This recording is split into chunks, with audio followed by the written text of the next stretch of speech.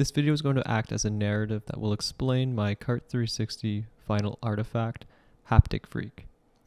The image on the screen is the prototype of Haptic Freq, so I figured this was a good spot to start. Though I'm going to quickly switch the slide and kind of explain what I've done since the prototype.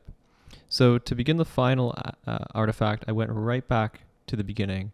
I stripped it right back down to its plastic pipes and handles. And I did this because to build the final version, I needed to add and implement cables, foam, and different elements against the plastic pipes.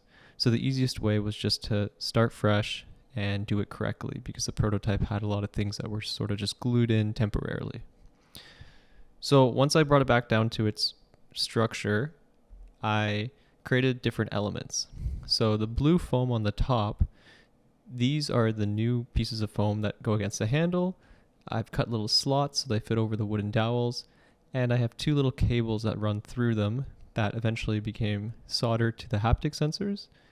And then these little pockets, they're little pockets made out of a dish towel. They eventually go over top of the foam and the sensors, and then over top of the handles. So I created these as little assets while I was recreating the process. This image just depicts that we were testing the haptic sensors after I soldered them. As we continue, by the end of that day, I had the entire device back together.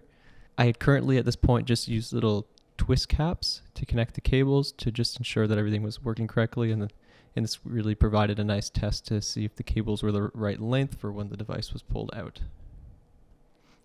So this next image is similar to the past image, but one thing that has changed is the breadboard. While testing it, I noticed that I needed a second transistor to basically create enough voltage for the second haptic motor, and by doing so I needed a bigger breadboard. So I went to the middle range, I guess, breadboard. This one has a power rail, so it made it a little bit nicer for just overall construction. So despite it looking very messy, at least at this point, everything had a little bit more space to breathe, and at least it was easier for me to work with. So at this point, we've attached one of the little pockets on the side just to test, basically just sewed the bottom area. I wanted to see how it would feel if it was tight enough, and it was rather successful at this state. So here is just me testing the accordion material that I use. So basically, because I don't want the viewer to see the spring, I basically folded single layer cardboard to act as like a cover. I have a video that explains this a little bit more, so I think we'll just go to that. So this will just overview what I've done for the accordion portion of the object. Basically, I've just had to use single layer cardboard. The typical double layer, or the plies that you usually get in cardboard, it doesn't work for folding very well, so I had to find some single layer cardboard, and I've just basically repeated a folding pattern, and I've glued it to a little wooden dowel, and then the dowel will sneak in underneath the cloth here, and hopefully it'll work. So that indeed did work. The outcome is not perfect. As you can see in the other video, over time, instead of it folding back into one another, they kind of fold upwards. So that's a place of future improvement for sure.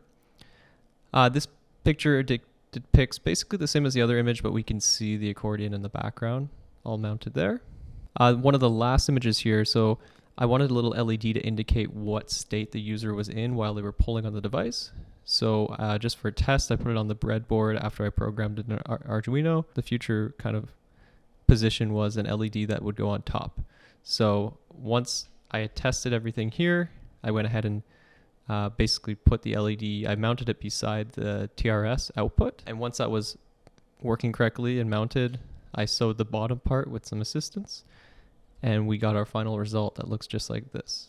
So this video concludes the overall process of building it from, I guess, the end of the prototype till the current final product.